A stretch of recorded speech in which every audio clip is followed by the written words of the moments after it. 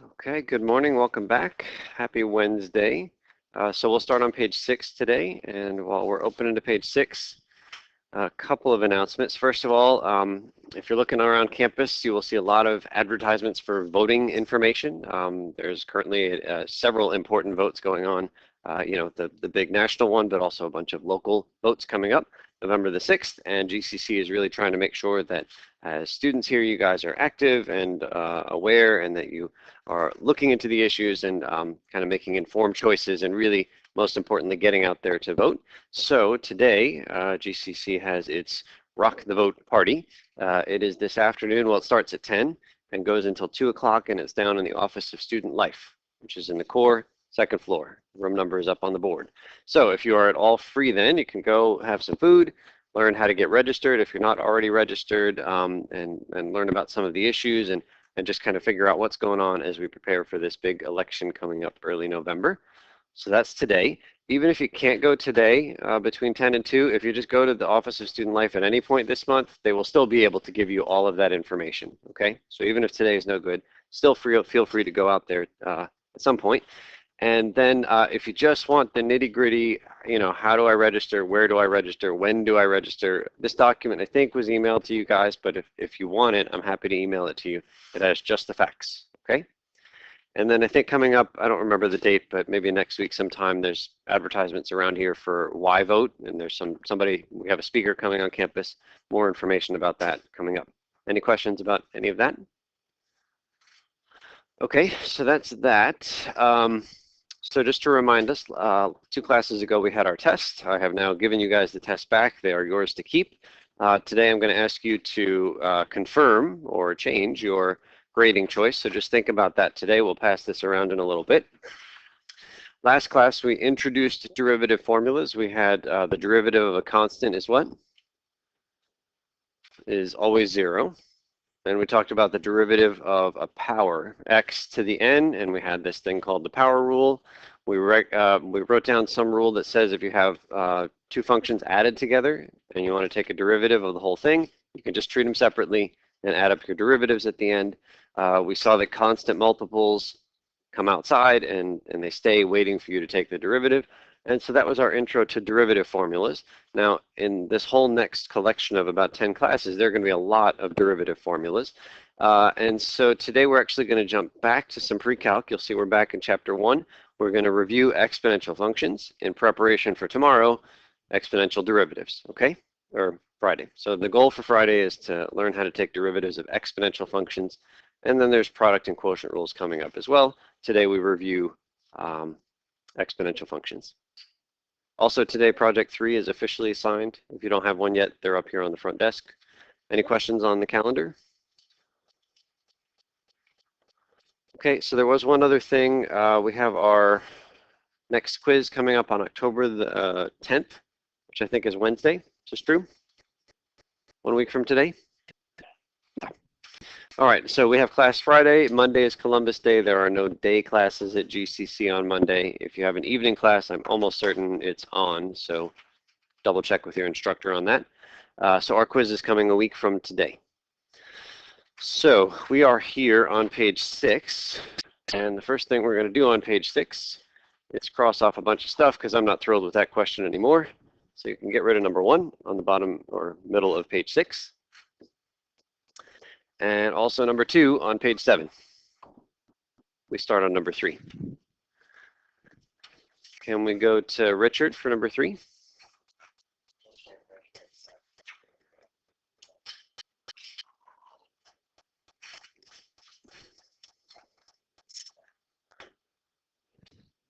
Okay, so what you guys are going to do with your neighbors is write a formula if the chemical, whatever the air freshener is made of, if it decreases by 2 grams a day, you should be able to come up with some formula that tells you how much stuff is in there after T days. And then what if instead of losing a constant amount, it loses a constant percentage? 12% a day disappears. So can you guys check with your neighbors and write down 2 formulas? So the 2 grams a day, I think, is the easier one. What did we get for that formula? Okay. So 30 was our starting amount, and then losing 2 every single day is a constant rate of loss, right? Every day you lose 2. The exponential one is tougher. So a lot of folks got this. They knew it was going to be 30 times something to the t, and a bunch of groups put a 0.12 in there because it was 12% that we were losing. But exponential functions don't really care what you lose, they care what's still there. So what percentage is still there every day is a 0.88. It's an 88% is still there. Said another way, every day you have 88% of what you had the previous day. Does that make sense? All right, so then I guess this number right here, that 0.88 is 1 plus r, where r is negative 0.12, negative 12%. And that's going to be, that's always what goes in there. It's always a 1 plus r, where r is the rate. Sometimes it's a growth rate if you're gaining, and sometimes it's a decay rate if you're losing.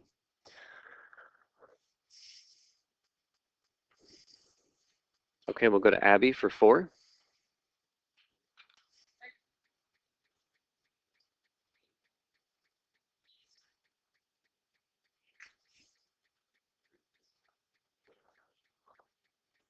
Okay, so what was P0 in our example? It's 30, that was our initial quantity, and A was 0.88. I called it 1 plus R up there, this one calls it A. Now we have a couple of little nitty-gritty details which we don't really need to worry about, but A needs to be bigger than 0 and not 1 in order to be technically an exponential function. It's never something I'm going to throw like a trick question at you, but I just want to put it there. And then we got a couple of fill in the blanks. Again, the A that we had was 0.88, which was between 0 and 1. So what is that called? Exponential what? That's an exponential decay because we were losing stuff. So any number between 0 and 1, that's a decay. If it's bigger than 1, exponential growth.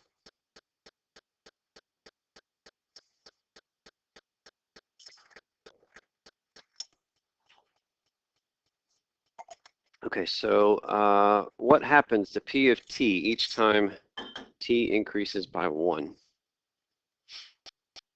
What happened in our purple air freshener example? Every time you increase t by 1, meaning one more day passes, what can you say about the amount of stuff you have?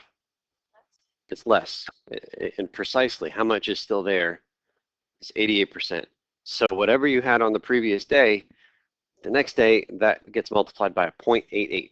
That's what this exponential function does. Every time you increase t by 1, the amount of stuff you have becomes 0.88 of what it was. And so more generally, every time you increase t by 1, the amount of stuff you have gets multiplied by a, the base.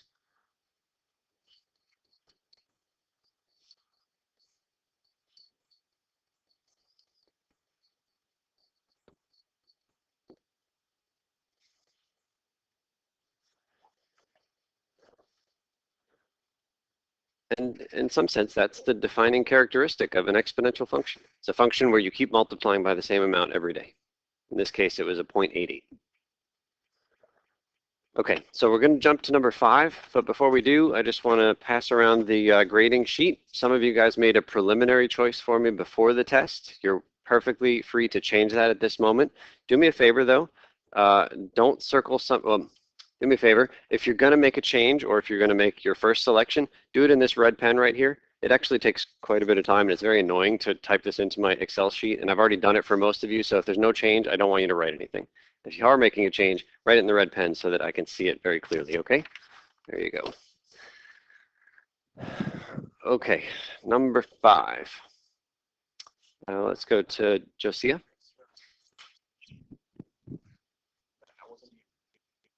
Oh, yeah.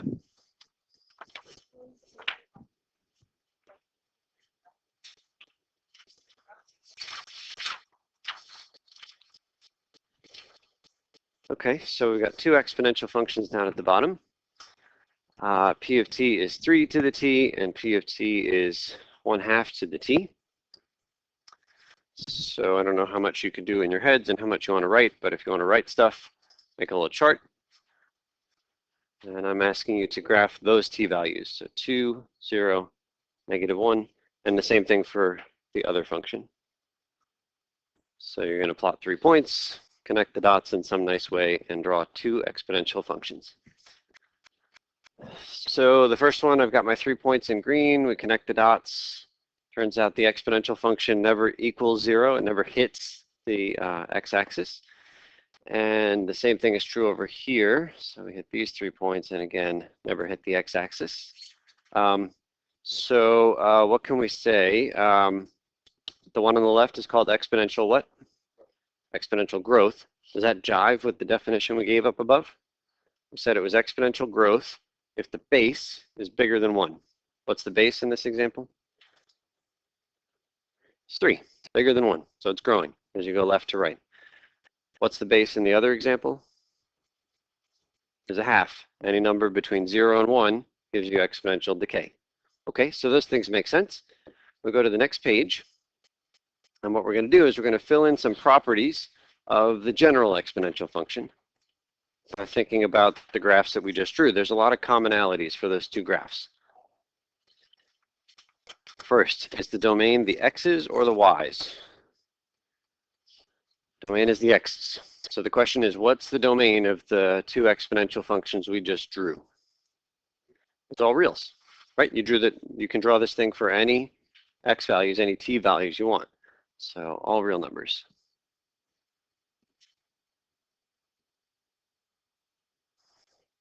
And if you want to be fancy, there's the symbol that says all real numbers.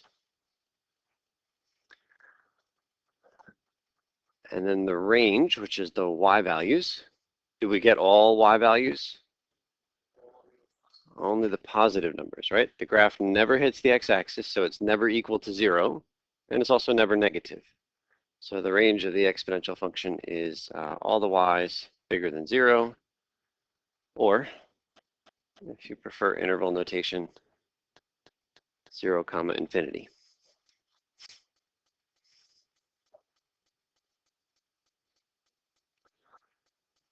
Okay, intercepts. What are the x-intercepts of our exponential functions? None. Okay, that's information. No x-intercepts.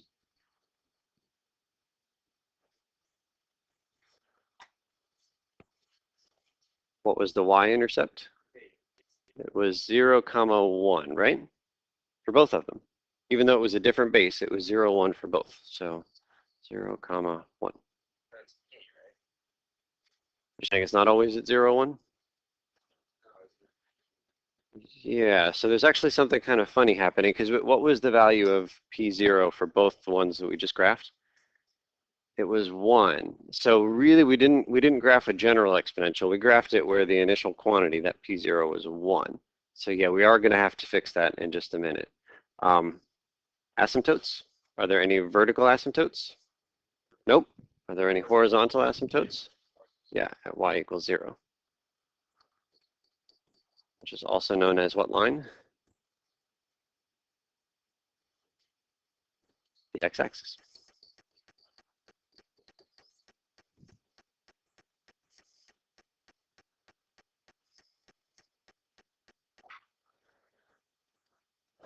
Okay, if we talk about increasing and decreasing, decreasing is actually the only difference between the 2 graphs. Everything else for those 2 graphs is the same. All these answers are the same for both graphs. One of them is increasing the whole time, one is decreasing the whole time. If a is greater than 1, then what is the function doing the whole time? It's increasing. That's exponential growth. It's increasing on all real numbers.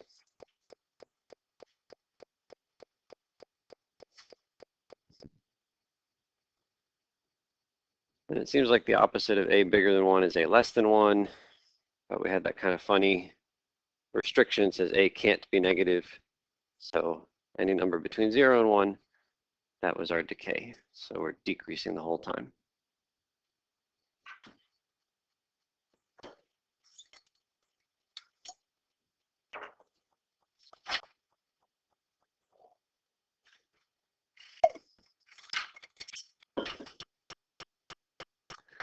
Okay, concavity was the exponential growth function. Concave up or concave down? Concave up everywhere, right? Doesn't change. The exponential decay function, concave up. All right, so both of them, concave up the whole time.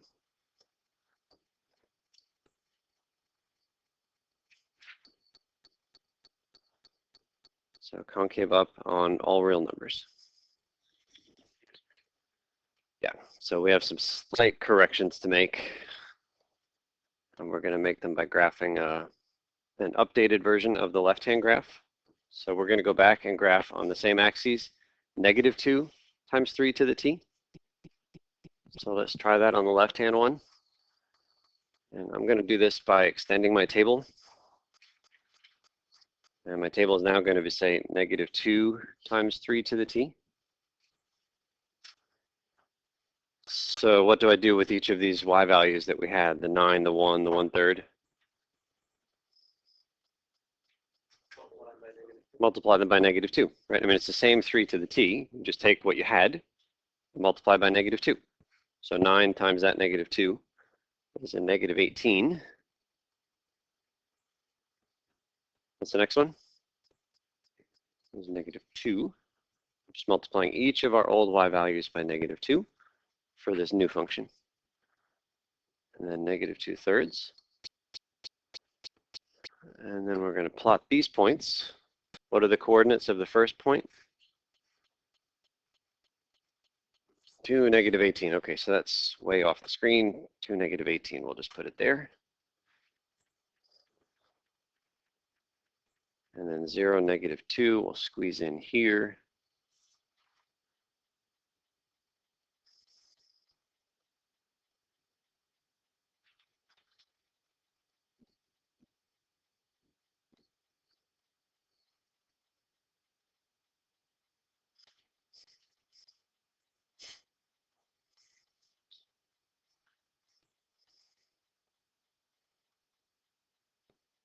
And then we'll connect the dots again.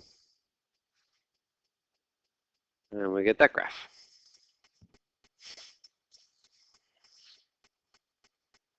And unfortunately, that graph has properties, some properties that are very different from the graph that we started with. So as Garrett pointed out, we have to start amending some of the things we said were true for all exponential functions. Okay. Is the domain still all real numbers? Yeah, you can put any t value you want. Is the range still all positive y values? Unfortunately, no. So we'll just make a little asterisk here. Still true if p0 is a positive number, but because it was -2, everything went downstairs. Now, the nice thing is that, exponential functions are really useful. And so we'll see word problems today where we use exponential functions. We saw one already with the air freshener. If we have an air freshener example, how much was P0 for the air freshener? It was 30. Would it ever be a negative number for like a word problem like that? No, because it's the amount of stuff you start with. And so almost all the time for us, it's going to be positive. So I think we can kind of focus on these properties as they are, but once in a while stuff will be negative and things will change. So you'd call P0 negative if it were a debt that you had to pay off. I would like to cross off this 0, 1 that Garrett had pointed out. What was the y-intercept of the function we just drew? Was it 0, -2? Why was it -2? Because that was the number in the front. That was the p sub 0. So I think we can say that really it's at 0, p sub 0. Whatever that number is, that's your y-intercept.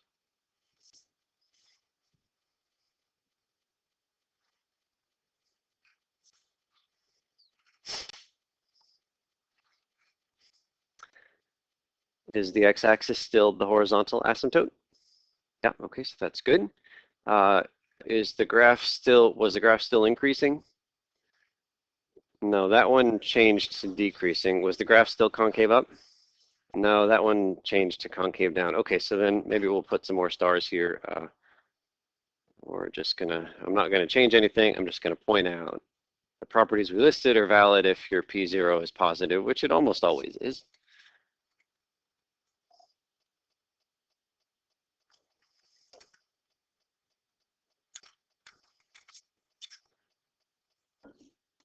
Okay, so we've got properties that are good for exponential functions. Now we'll go here to number 8. Todd?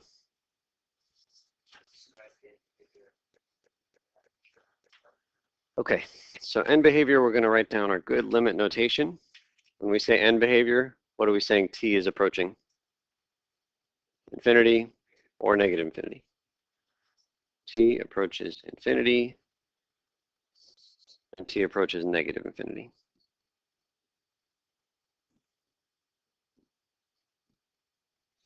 So the first function I'm going to put in here is just going to be the 3 to the t. And then we're going to fill in these blanks.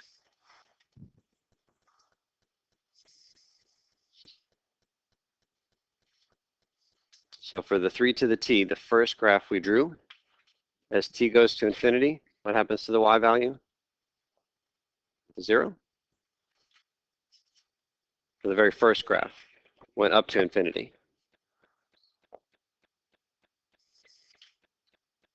And on that same graph, when t went to negative infinity, what was the y doing? It was going closer and closer to 0. Never gets there, but that's okay. Gets as close as we want.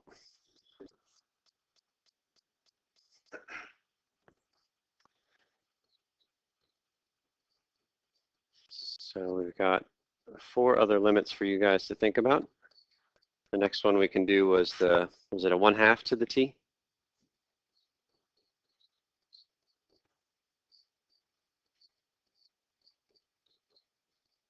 So see if you can figure out what those two are. And then finally, the last one was the last one we graphed. And that was the -2 times 3 to the t.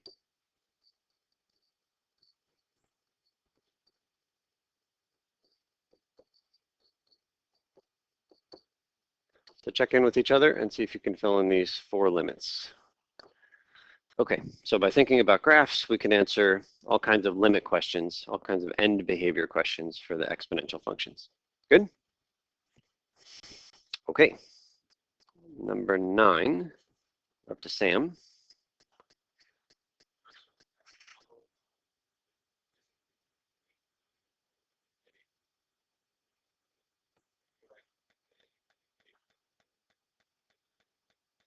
Thank you. Bubba?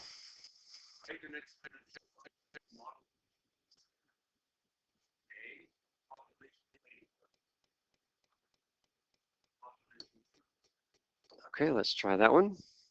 So we'll start by giving our exponential function a name, p of t equals.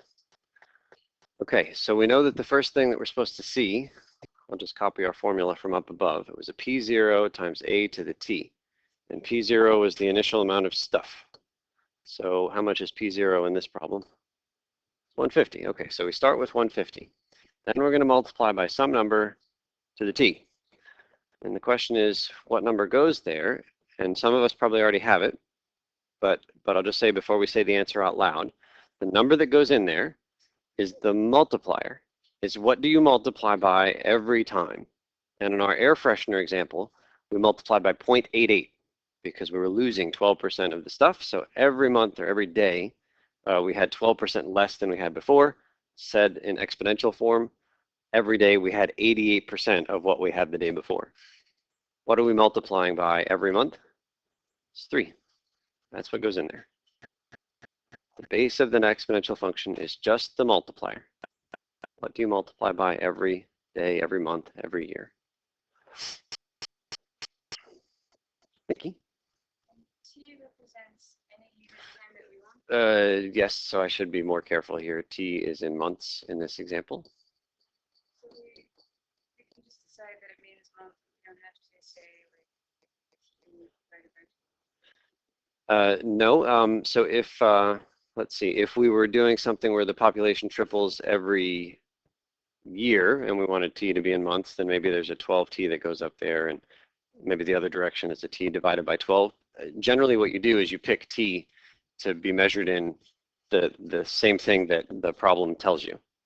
Yeah, so like the air freshener example was a daily loss of 12%. So you pick t so that you don't have to play that game. But sometimes you do play that game.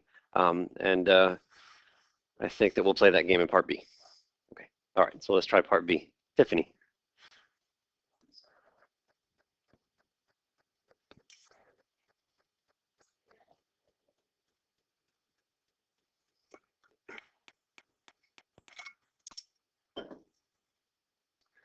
Okay, so so let's see if we can set up this problem. Before we do, I learned recently, trying to think of what I was listening to like some book on tape. I forget, I think it was about astronomy, but they talked about this carbon dating idea.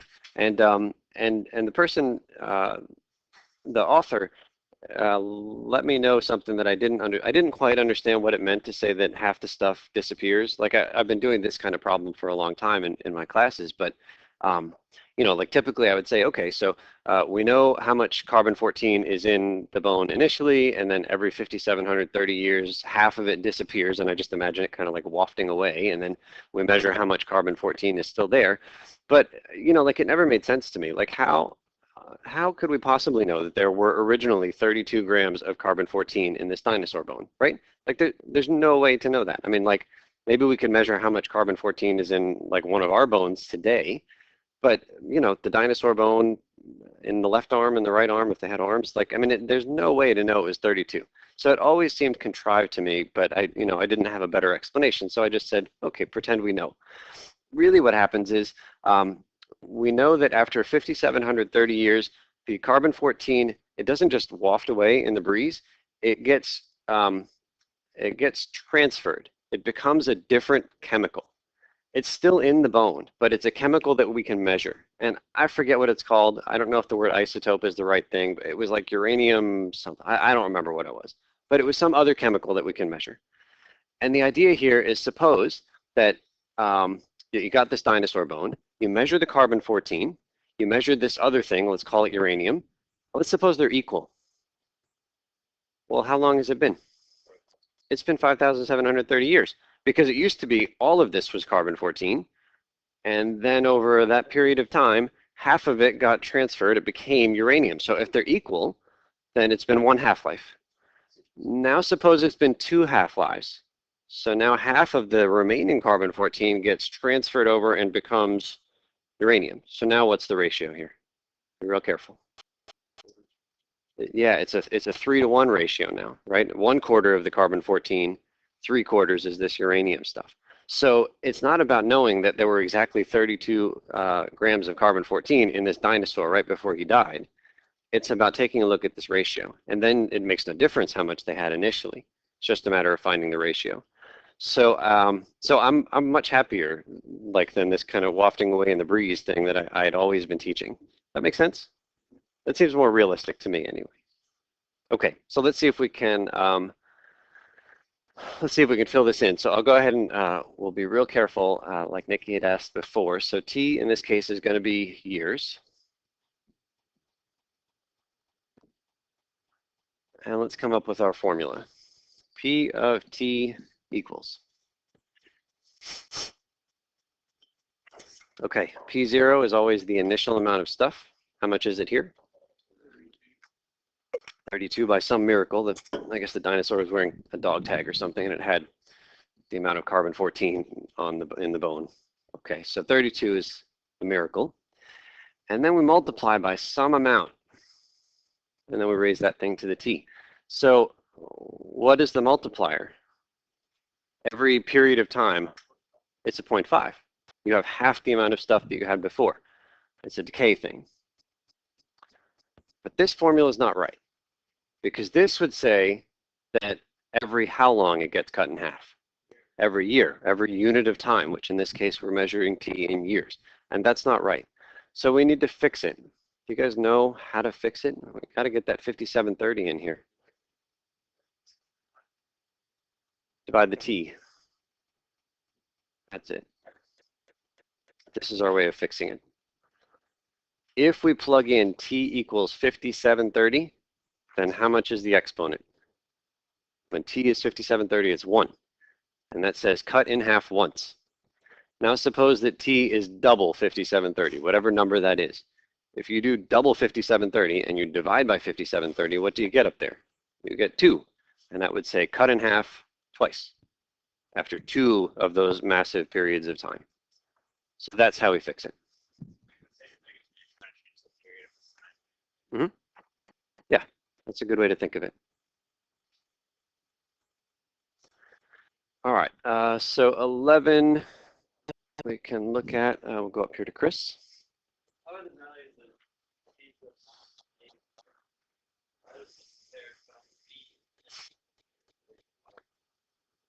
Okay, so let's go back to our friendly or linear equation. What is m? Slope, which is measuring a rate of change, right? It's a constant rate of change. You might call it a growth rate. And what was b? It's the y-intercept. What was b in our air freshener example? Maybe we didn't look at it. 30 minus 2t. What's the y-intercept? It's 30. Okay, so more generally, how could you think of that y-intercept if it's framed in a word problem? Why was it 30? It's the starting, it's the initial amount, right?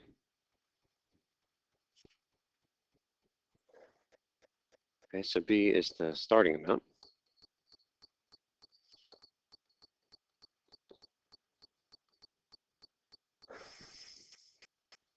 What was p0 for our exponential function? That's the starting amount.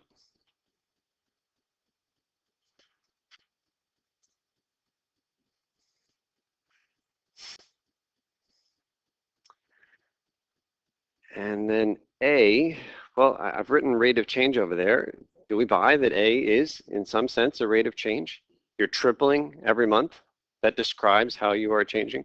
You have 88% of what you had. That's a rate of change, right? 88% is a change. So in some sense, you could think of a as a rate of change.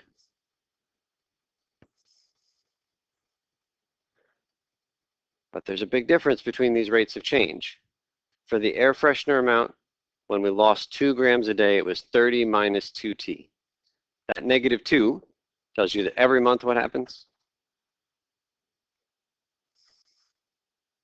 And 30 minus 2t. What was the negative 2 telling you every month? You lose 2 more.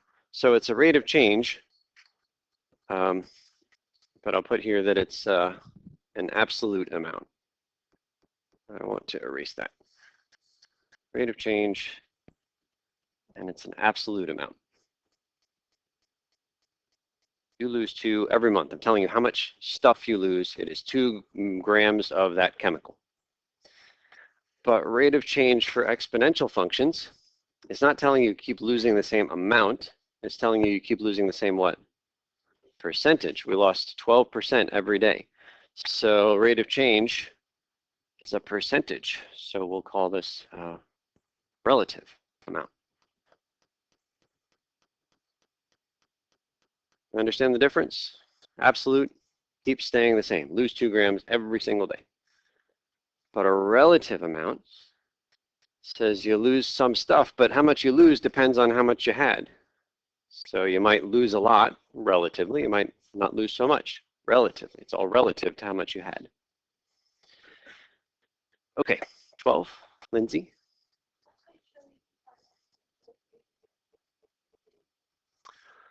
Okay, so again, we'll write down our basic equation up here at the top. P of t is P0 times a to the t. And the goal is to find an exponential equation that passes through 0, 5, and 1, 15. So said another way, you're trying to find how much P0 is and how much A is. So with your neighbors, can you do part A? And then when you finish that, try the more challenging part B. So the first one, I think a lot of groups found very quick success with. There were a couple of gifts in this first one. First gift is that the 0.05 is given. Why is that a gift? That's the P0. That's the initial value, only because I told you the y-intercept. We already know the y-intercept is P0. So that's a gift.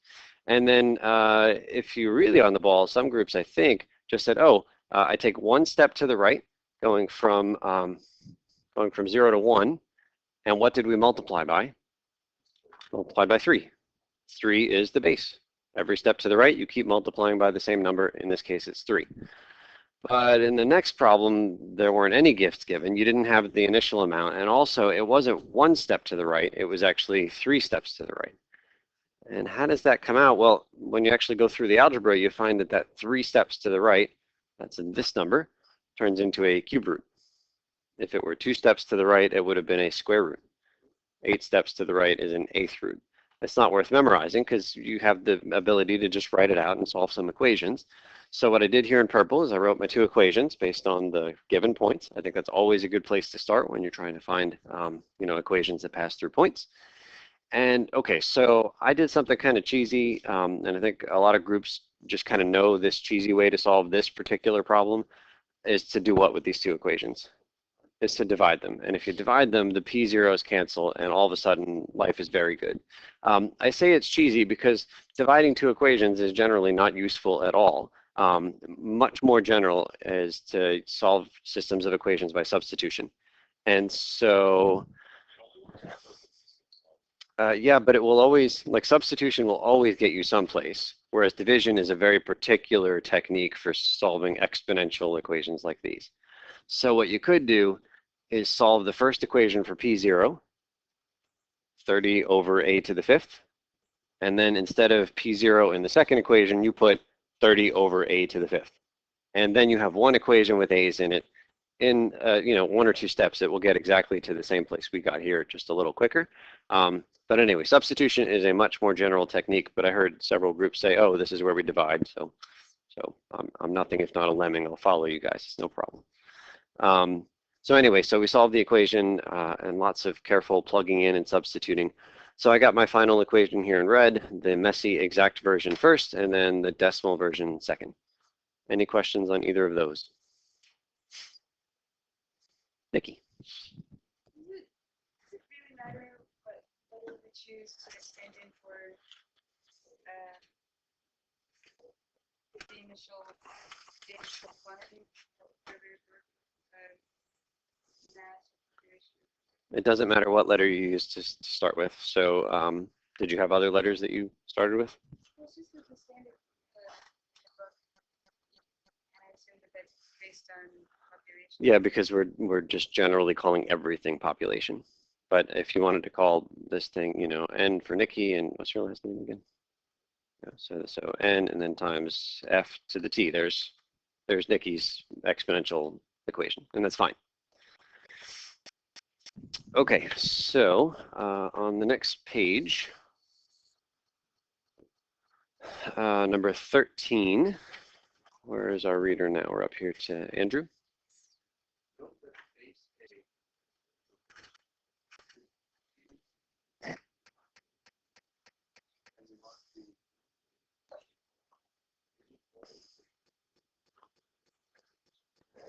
Okay, so let's look at the first equation.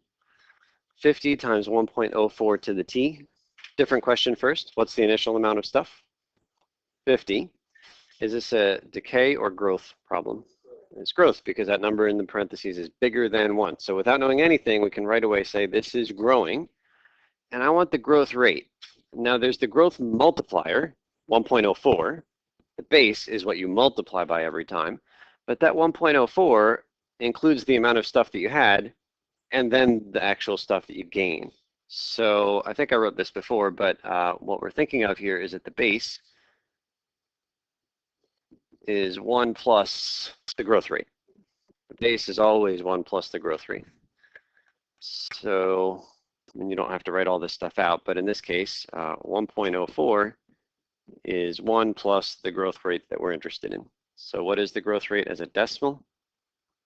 It's 0.04, and as a percent, it's 4%.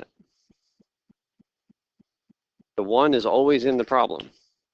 You have whatever you had before, plus another 4%. So the growth rate is 4%. Yes, the growth rate is a minus 1.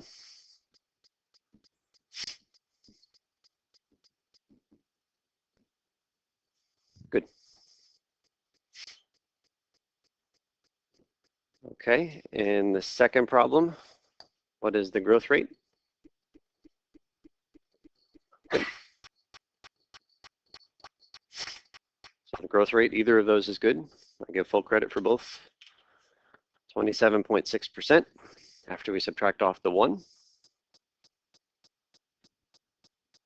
About in part C, it's a negative 8%. And And the formula we have up there at the top, growth rate is a minus 1. It does not let you down. You don't have to come up with a new formula for decay. You just take the base, it's 0.92, subtract 1. The negative means something. It means you are losing. You used to have 100%, now you have only 92%. You lost 8% somewhere. Okay, let's try 14. 14 actually is where some groups went with our previous questions. So we'll go to Chris. Instead of writing Q to equal A to G, which is base A, because you base T, T equals T,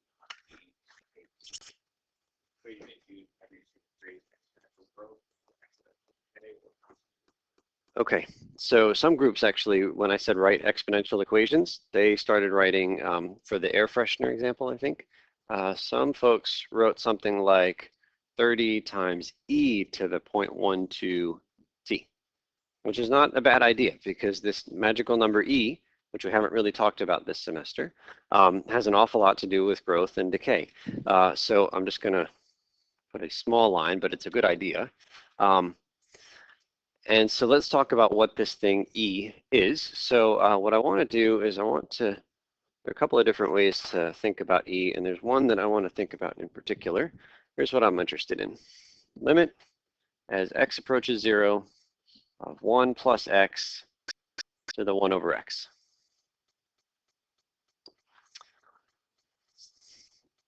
And just for the purposes of today, we're going to send x to 0 from the positive side. Just it'll get you the same answer going from the negative side, but let's just focus on the positive side for right now. So let's see what happens if we just plug in. What do we get before we use the calculator? What do we get in the parentheses? If we just plug in x is 0, that's 1, right? And what do you get upstairs? I mean, it's undefined, but it does get closer and closer to, well, what happens to that fraction when x goes to 0 from the positive side? It gets huge, right? Huge positive. That's why I wanted to make it positive. So let's just say it's a huge positive infinity. Okay, now this is kind of strange because you guys have had this rule that says 1 to the anything is what? Is 1. Yes? Okay, so it should be 1. But you also have this rule that says, well, okay, x is not quite 0, so this number is not quite 1. It's something a little bigger than 1. Suppose it's like 1.003. Do you know what happens if you raise that to the infinity? It goes to infinity. It's going to take a little while to get there, but is that an exponential growth or decay? It's growth. That is slightly bigger than 1. And every one of those exponential growth functions eventually shoots up to infinity. So on the one hand, the exponent part wants to pull the whole thing up to infinity. On the other hand, the base wants to say, hey, we're just chilling here at 1. We're just staying right here. So we got these two conflicting rules. And we got to figure out, like, where do they meet? Is the answer 1? Is the answer infinity? Is the answer something halfway in between? I don't know what halfway is, but is it something in between? So here's what we're going to do. We're going to use our calculator to start plugging some of this stuff in. And what I'd like us to do is type that function into the y equals.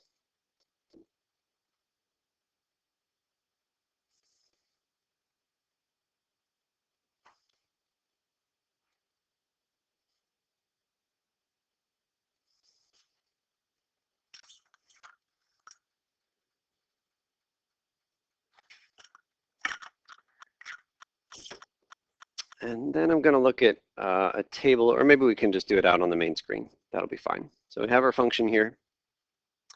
And I want to know how much is y1 of, say, 0.1, something close to 0, but positive. Okay, so we get 2.59, some ugly thing. And then what's a better number to plug in, better than 0.1? Okay, so second enter, we'll do 0.001. 2.716. Okay, so got a little bit bigger. Doesn't feel like it's going to infinity. It also doesn't feel like it's staying at 1. So let's try again. So let's plug in 0.001, something like that.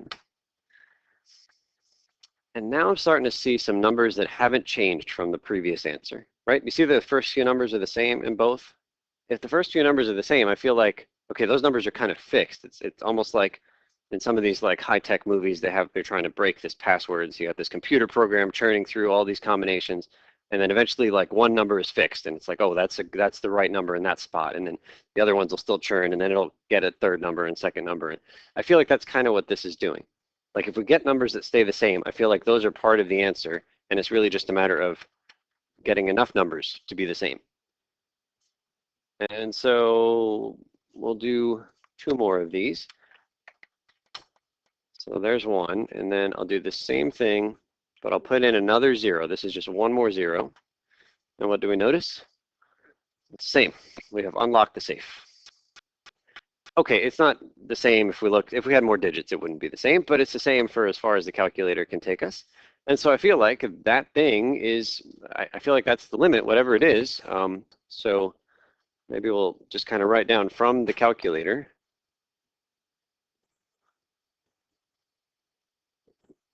We got 2.7182818. Is that as far as we went? 2818. Yeah, it feels like there's a pattern there. So there's another 28 here at the end. So then this guy is another 28. Only because I am like a human calculator, I will tell you the next numbers are 4 and 5. So it does not keep repeating. In fact, it doesn't ever repeat. It doesn't repeat forever. I'll say that. You guys know about rational numbers, like 1/3 is what decimal? 0.3, and then it repeats forever. 1/4 is what decimal? Is 0.25, and then well, it does repeat forever with zeros, right? So if I can say it as a fraction, like 1/3, 1/4, then the decimal is either going to stop, like 0.25, or it's going to go forever, but there will be a clear pattern, something I can duplicate forever. Turns out that this magic number, whatever it is, it has none of those. The decimal goes forever, and it never repeats. There's never this same forever kind of block. So this will really impress you guys, isn't it? The funny thing is that I could write any numbers I want, and you guys would be like, wow, he knows.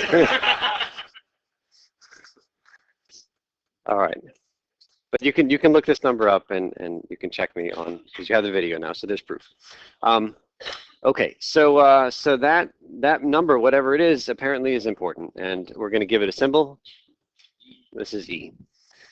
So E is a number. All I need from you guys is, it's about 2.7. That's it. E is about 2.7. All right? And somehow it's important. We're going to see a little bit tomorrow about why it's important. Let's see if we can go to number 16. Where are we now, Nikki?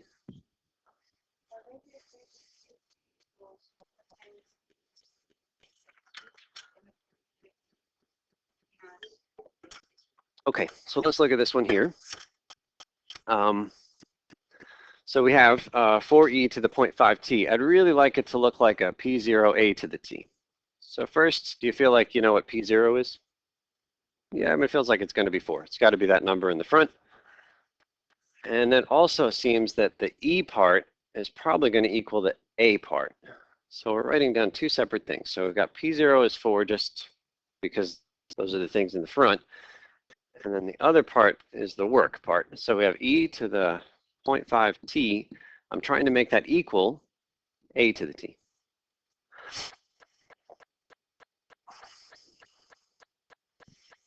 Now, what appears to be the same and in the same relative spot is the t. Okay, I could just boldly cross off the t's, but let's make sure we believe that it's legitimate. What would you do to the right-hand side to get rid of that t? Log would bring t in the front, and we'll talk about logs. It's the tth root of it. So I'm going to write that as raise both sides to the 1/t, because then we multiply those powers and the t's cancel. So we do that over here as well. And so that gives us, what do we have on the left when we cross off the t's? Just e to the 0.5. And on the right, a. There you go. We just found a. It is e to the 0.5. And so we can type that on the calculator. The good news is you don't need to go through all this to get e. Your calculator has an e right there in yellow above the division symbol. So you are welcome to do something like second e Well, you could just hit that and it'll tell you that's e. We want e to the 0.5, so you're welcome to do this, second e, and then raise to the 0.5. But there's a slightly better way. In fact, I don't think I ever use that e over there above the division symbol. I always use the one on the left-hand column that says e to the x. And so that automatically puts a power because it knows a lot of places you have e, you're wanting to raise it to a power. So we just do e to the 0.5 and we'll get the same, about 1.6. Okay, so that means that we can write this over here. A is about 1.65, and that means that our equation, this one, is really equal to, how much was the P0 in the other version? Still 4. And how much is the A? 1.65 to the T.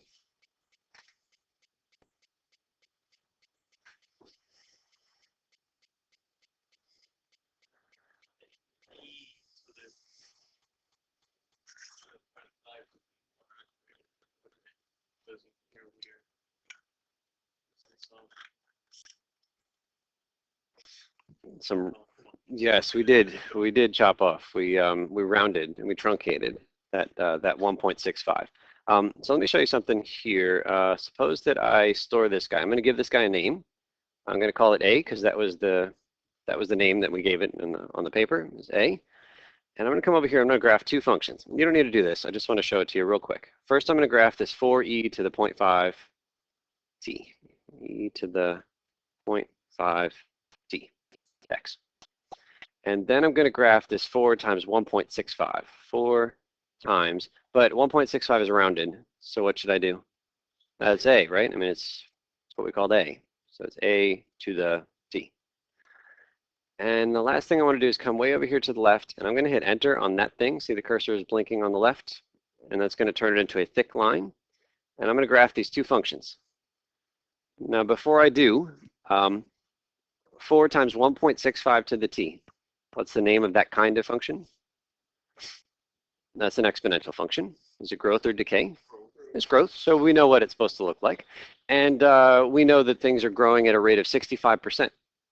That's the growth rate for that function. Then we have this e business, which really isn't clear what's happening, but we'll graph that one first. So zoom 6 gives me the e part first, and then the second one comes in bold. And what do we see? It's the same. Of course it's the same. We made them equal to each other. But I just wanted to highlight, it's not that one is better or worse than the other. They're exactly the same thing. And we'll talk about, like why we care about e versus just doing 1.65 next class. And so the last thing for today is 17. We'll go to Kevin. Start this one now. We can finish it without using the equation e equals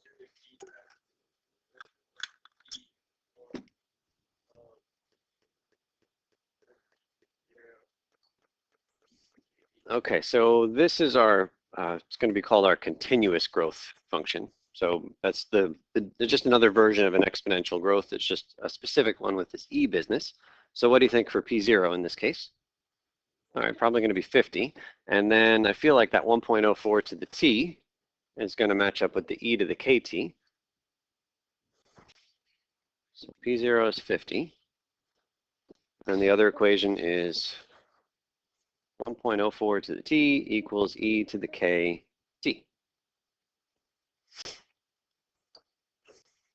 Trying to find k. I know it looks like there are 3 letters on the right-hand side.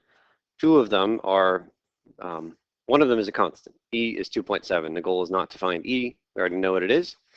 What should I do to both sides to get rid of those t's? Not just yet. So 1 over t, we'll get rid of those t's, and that will leave us with 1.04 equals e to the what? Just e to the k. And the goal is to find k. How do you find the value of a variable when it's in the exponent? Is we use logs. And in this case, we're going to use a very particular log called the natural log. We're not going to do that now because we will spend a day talking about log functions coming soon. But anyway, that's where this one would go if we had that tool. It's not wrong. I think that you're going to divide by,